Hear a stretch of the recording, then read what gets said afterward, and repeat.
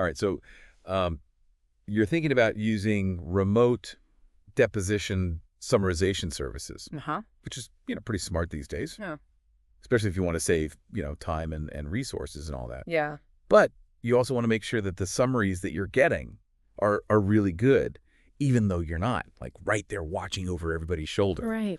And we are here to help make sure that happens. Absolutely. We've got some research and some insights that we're going to dive into today. Right. And that includes a Harvard Business Review study that looked at outsourcing in general and found that businesses that use structured feedback when they're outsourcing see way higher satisfaction. Mm. And the quality of the work is better too. Right. So let's unpack that idea a little bit Mm. with our expert. Yeah. I think what's fascinating there is how important feedback is, even if you're not there, like physically present in the process. Right. Think about it like you rely on accurate information to build a strong case, right? Well, And these summaries are like the building blocks of your strategy. yeah, And so they have to be accurate. They have to be reliable. that's a great analogy. So how do we apply this like feedback magic to the legal world? So I think we should start by acknowledging that we're dealing with legal documents here, where even a small error can have a big impact, right? Oh, for sure. And the Journal of Legal Studies actually found that law firms that use regular performance evaluations with their summarization services saw a 20% improvement in their case outcomes. Wow. That's pretty compelling evidence that feedback plays a vital role. 20% improvement. That's huge. So what are these feedback mechanisms that are leading to these like really positive results? Well, one powerful tool is using structured feedback forms. Right. So imagine this. After each deposition summary, you get a form that's designed to evaluate the quality of that summary. Mm-hmm. And these forms usually have categories like accuracy, the level of detail, the formatting, whether deadlines were met, things like that. Okay. And it's not just like a thumbs up or thumbs down. Right. It's about giving very specific feedback based on those very clear metrics. Oh, okay. So it's like there's a structure to it, like it makes sure that nothing is falling through the cracks. Exactly. But like what kinds of things are those forms looking for? Can you give me example? Yeah, absolutely. So one important question might be, did the summary accurately identify all the key legal precedents that the witness mentioned? Mhm. So that makes sure that the summaries are legally sound Mm-hmm. and they give you the information you need to build your case properly. Right. You're not just checking for typos. Yeah. You're really evaluating how well that summary captures all those legal nuances of the deposition. That's a great point. It's not just summarizing the facts. It's like understanding, like you were saying, the legal significance of them. Right. So what other feedback mechanisms do we have in our toolkit here? So regular performance reviews are another really important part of the process. And think of these as like in-depth conversations about the overall quality of the service. It's not just about pointing out errors. It's about proactively adjusting the process to meet the needs of your firm. So it's like a more collaborative approach Exactly. where both sides are kind of working together to improve the process. Exactly. It's about building that partnership with the summarization service, Right. making sure everybody is on the same page, Mm.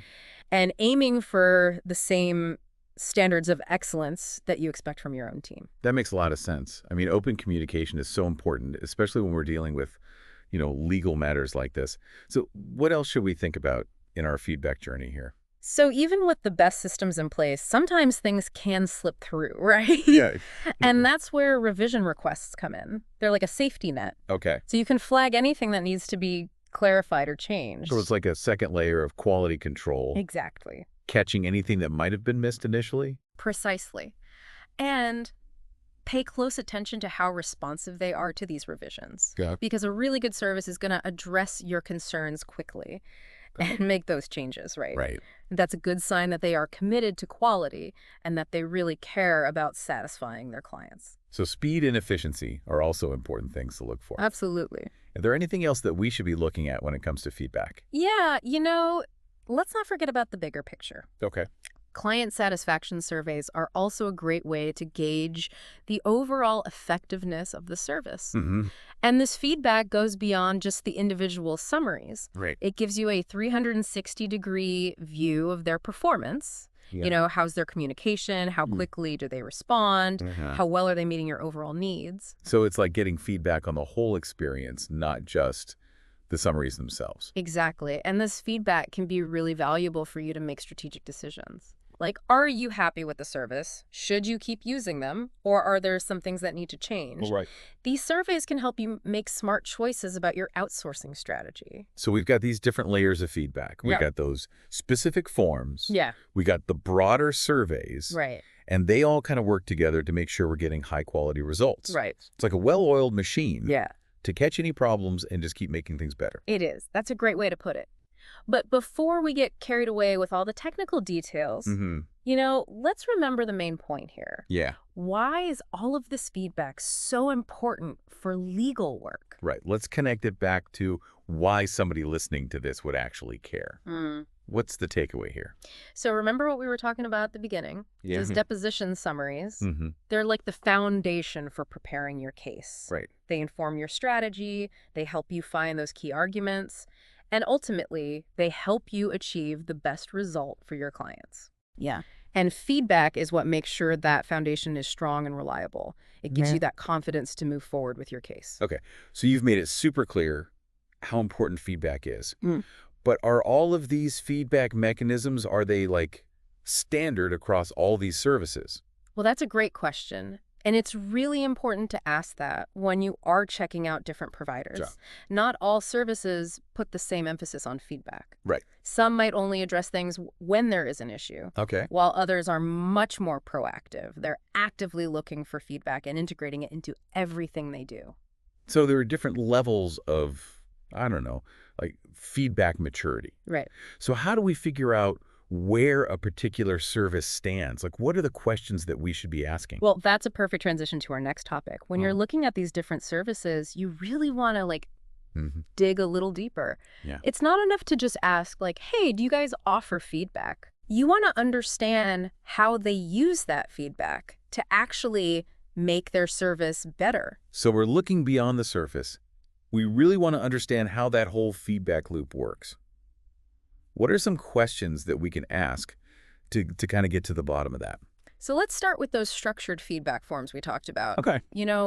Don't hesitate to ask for details. Mm-hmm. What categories are on the form? How detailed are those categories? Can they give you some examples to show you what they mean? So we're peeking behind the curtain a little bit, right? Exactly. Seeing how the whole system works. Yeah, and don't be afraid to get really specific.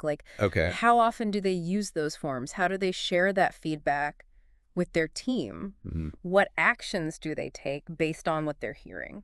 So the feedback is not just being collected, it's being used. Right, exactly. Okay. What about those performance reviews that we talked about?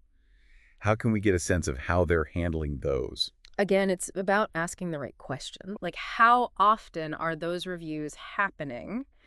Who is involved from both sides? Mhm. And what exactly are they talking about? Are they only looking at accuracy, or are they also considering things like clarity, Right. conciseness, or how well those summaries are meeting your specific needs? So the depth, the scope of the reviews, making sure they're really comprehensive. Exactly. Uh, And then let's talk about revision requests. Okay. This is a really important one to understand. Mhm.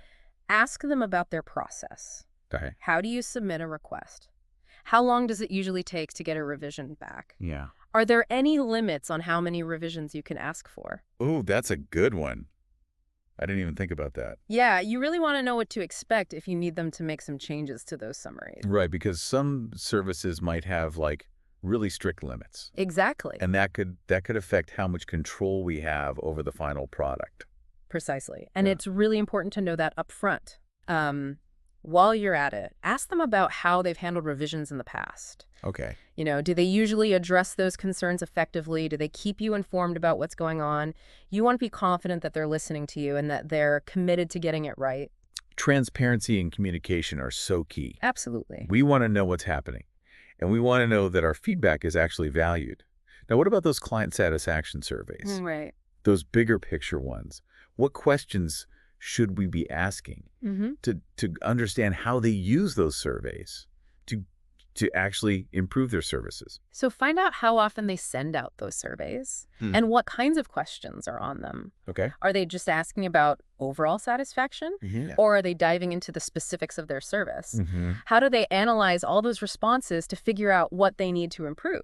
Okay. You want to see that they're really using those surveys to listen to their clients. Okay.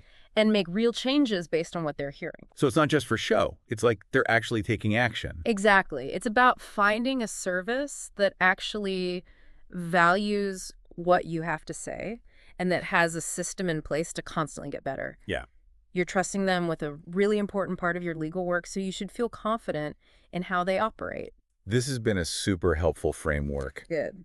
I feel like, by asking all these really specific questions, we can really get a good understanding of how a service uses feedback and whether they're really committed to quality. Mm. But let's say we've done all of that. Mm-hmm. And we've vetted the services, Right. we understand how their feedback systems work, and we've chosen a provider that seems like a good fit. Okay. What happens next? Right.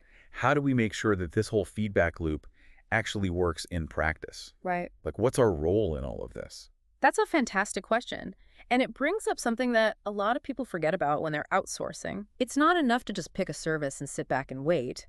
You have to actively participate to make sure you're getting the quality you need. Okay, that makes sense. You're not just a customer, you're a partner. Right. We're investing in a relationship here. Exactly. And like any good relationship, it takes communication and a shared desire to do great work.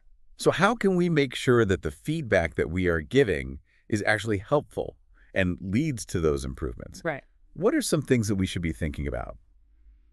Okay, so we picked a summarization service. They've got a great feedback system. Right. But now it's like our turn, right? Uh-huh. We got to be good at partners too. Yeah. So what are the best ways to give feedback that'll actually make things better? Well, you got to think of it as like an art, not just like checking a box, Yeah. It's about being constructive and giving specific feedback, not just saying like this is wrong. The Right. point is to create a back and forth that actually improves the work. Okay, I like that. A back and forth. Yeah. A dialogue. So what's the best way to start that conversation? Any tips? Be specific. That's like the number one thing. Okay. So instead of just saying, oh, this summary is way too vague, Yeah. tell them exactly what information is missing or what needs to be clarified. Yeah. Like, the summary doesn't mention anything about what the witness said about the contract negotiations. Okay, so give them something specific, not just a feeling. Right, exactly. And timing matters, too. Okay. The sooner you give that feedback, Mm-hmm. the better. It's fresher in everybody's mind, Yeah, and it's much easier to address issues before they snowball into something bigger. got it. So don't let those summaries pile up on your desk. Stay on top of it. What else? Be constructive, Okay. Focus on solutions, not just criticisms. Yeah. Like, instead of saying, this formatting is awful, Mm-hmm. suggest a format that you'd prefer. Okay. Like, could you use bullet points to highlight the key points from each witness? Yeah. This would help me grab the main takeaways much quicker. Okay, so turn that feedback into like a collaboration. Yeah. We're working together. Exactly. And remember, feedback goes both ways. That's true. You should be open to feedback from the summarization service, too. Yeah. They might have some ideas about your needs and how they can adjust their services to fit you even better. Right. It's not just about us telling them what we want. We're figuring it out together. Exactly. Yeah. So think about everything we've talked about today. You know how to find a service that prioritizes feedback, and you know how to give feedback that makes a difference. It's all about being proactive, asking the right questions, and building a strong partnership. Yeah, it's like we've cracked the code on outsourcing, right? Yeah. We've gone way beyond the basics and really dug into how feedback works in this specific situation. And remember, if you do things right, you can feel really good about handing off those deposition summaries, knowing that you have a system in place to keep the quality high, keep everything accurate so you can build those strong cases. So if you're listening, here's the big thing. Feedback isn't just a box to check. Right. It's like the key to making these remote deposition summarization services really work for you. Be curious. Ask questions. Don't settle for anything less than a service that really values what you have to say and is always trying to improve. Absolutely. Your cases, your strategy, your success. Find a partner who gets that and is there to help you every step of the way. Now, here's one last thing to think about. When you're looking at different services, don't just focus on the forms and the reviews and all that. What can you ask to figure out how committed they are to a culture of feedback? How do they make that happen within their own teams?